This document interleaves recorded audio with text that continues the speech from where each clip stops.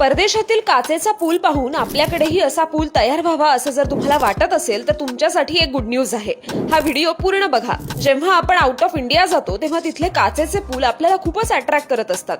त्यावरून जाताना निसर्ग इतका सुंदर दिसतो की महाराष्ट्रात असा एकही पूल का नाही असा प्रश्न आपल्याला पडतो.